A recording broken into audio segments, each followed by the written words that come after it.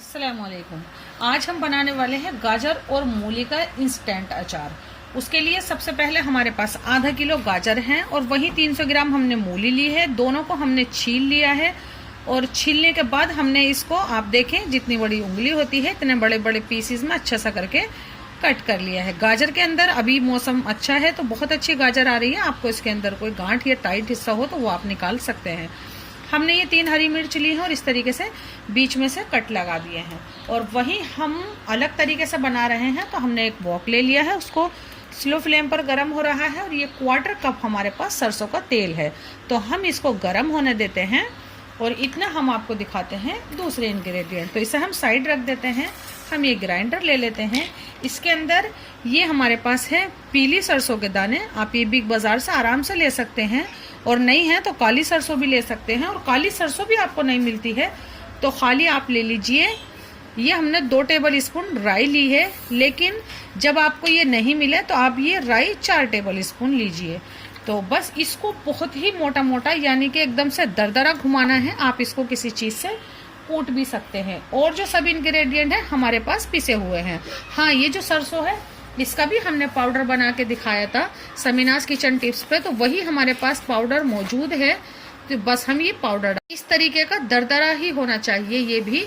तो ये पाउडर बहुत सारी चीजों में डलता है, मेयोनीज में डलता है, तो हमने ये पाउडर बनाना आपको बताया था। तो इसे हम साइड रख देते हैं। और नहीं है आपके पास पाउडर बना हुआ तो आप इसको भी इसी के साथ डाल के मोटा मोटा सा ग्राइंड कर लें। देखें ऑयल गर्म हो गया है।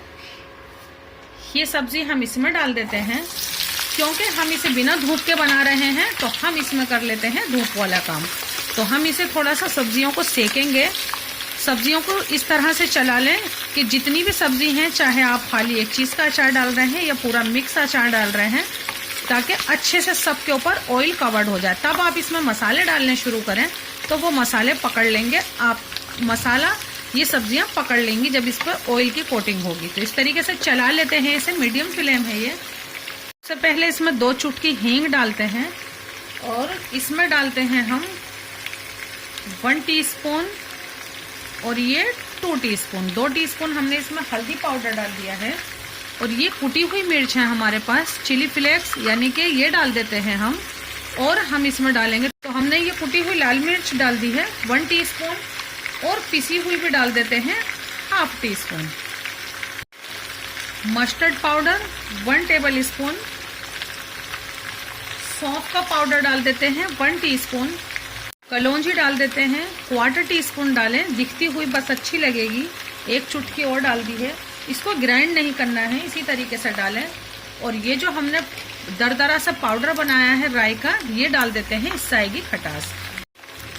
2 टीस्पून नमक डालेंगे। कोई भी अचार बना रहे हैं, अचार में नमक थोड़ा सा ज्यादा जाता है तो हम इसे चखेंगे। और हल्का सा तेज नहीं हुआ तो हम इसे और भी डाल सकते हैं। और बस इसको करते हैं आप फटाफट से मिक्स।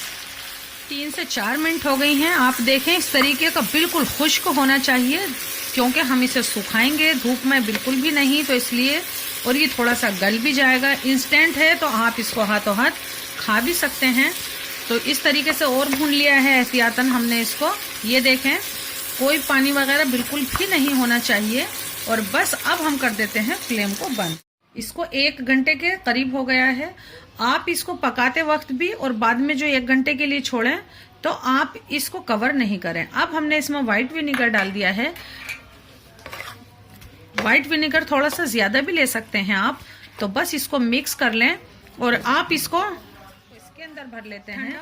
और आप इस वक्त इसका नमक चख सकते हैं। हाँ, इस वक्त थोड़ी सब्जियां आपको मीठी लगेंगी। इससे दबा दिया है हमने इसको पूरा। और इससे दबाने के बाद आप इसका ढकना ले लें और इसको इस तरीके से कवर कर दें।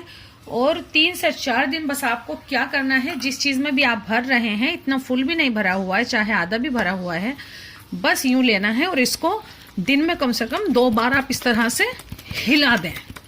बस ये काम आप जरूर से करें। और फिर आप इसको रख सकते हैं रूम टेम्परेचर पे कम से कम 3 महीने के लिए। और कभी आपको ऐसा लगे कि इस खराब होने का कोई डर है या कोई आपको दिखे ये खराब होने वाला है, बस इसके अंदर व्हाइट विनेगर थोड़ा सा और डाल दीजिए और ये खराब खाएंगे तो आपको एकदम अचार जैसा जायका नहीं आएगा। अचार जैसा जायका तो 3 से 4 दिन के बाद ही आएगा। बस इसको आप इस तरीके से यूं कस के और हिलाना बिल्कुल भी नहीं भूलें। ज्यादा बड़ा डब्बा है तो इस तरीके से उल्टा भी एक दिन रख दें यूं, और फिर यूं सीधा भी, तो बिल्कुल फूई नहीं लगेगी। तो जरूर से बनाएं ये इंस्टेंट अचार, हमारे तरीके से बनाएं, आप ये जरूर बनाएं। हमसे जुड़े, हमारी हौसला अफजाई, हमारे चैनल को सब्सक्राइब और अचार को लाइक करना बिल्कुल भी ना भूलें। अल्लाह हाफिज।